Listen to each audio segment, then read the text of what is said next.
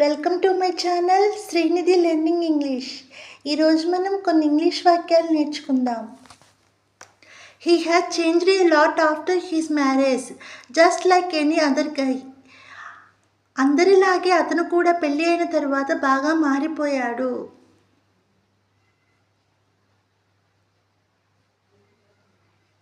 The present generation doesn't even know what respect is. ఇప్పటి వాళ్ళకు గౌరవం అంటే ఏమిటో తెలియదు.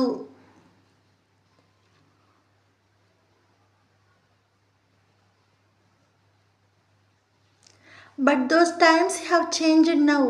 కానీ ఇప్పుడు ఆ కాలం మారిపోయింది.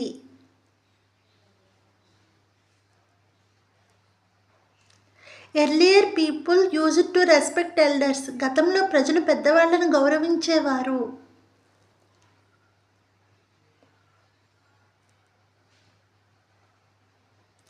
I rated him so far to be a gentleman. అతనిని ఇంతవరకు ఒక పెద్ద మనిషిగా నేను భావించాను.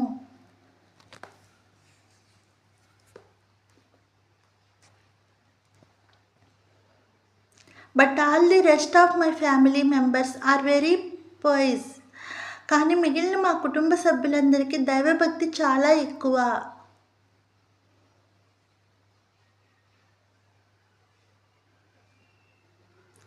I have faith in God.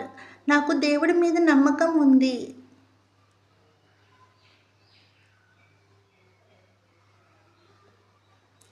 He has a unique trait of mixing himself freely with the young and the old alike. అతనికి ఒక విశేషమైన లక్షణం ఉంది.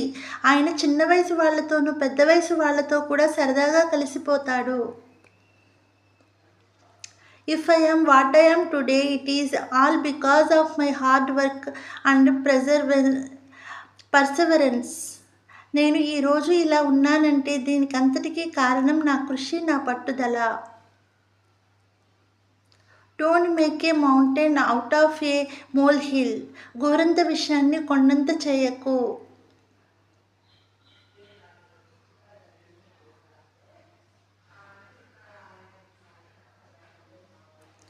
No one is immortal. All have to go when the time is up.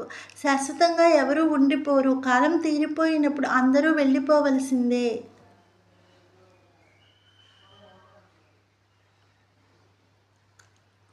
Without ascertaining facts and faults, we should not find fault with anybody. నిజానిజాలు విచారించి తెలుసుకోకుండా మనం ఎవరిని తప్పు పట్టకూడదు.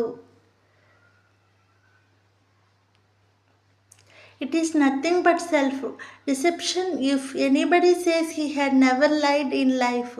జీవితంలో నేను ఎప్పుడూ అబద్ధం ఆడలేదు అని ఎవరైనా అంటే అది ఆత్మవంచన తప్ప మరొకటి కాదు. Have you had meals?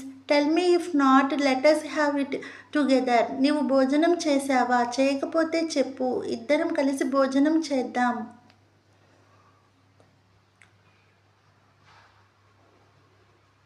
The position of either a like we both are sailing in the same boat. మన ఇద్దరి పరిస్థితి ఒక్కలాగే ఉంది. ఇద్దరము ఒకవైపే ప్రయాణం చేస్తున్నాము.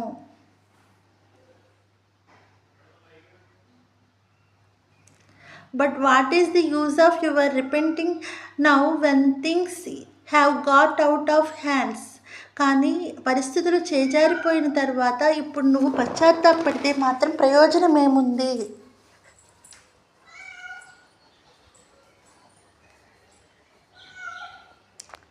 Now you are repenting for the blunders you had committed earlier. గతంలో చేసిన తప్పులకి ఇప్పుడు నీవు పశ్చాత్తాపడుతున్నావు. Expecting books he doesn't need anything else in the world. అతనికి ఈ ప్రపంచంలో పుస్తకాలు తప్పించి మరింకేమీ అవసరం లేదు.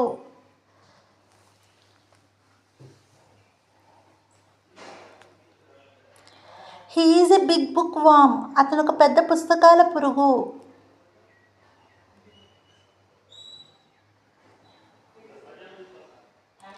But his true colours were revealed just yesterday. కానీ అతని నిజస్వరూపం నిన్ననే బయటపడింది.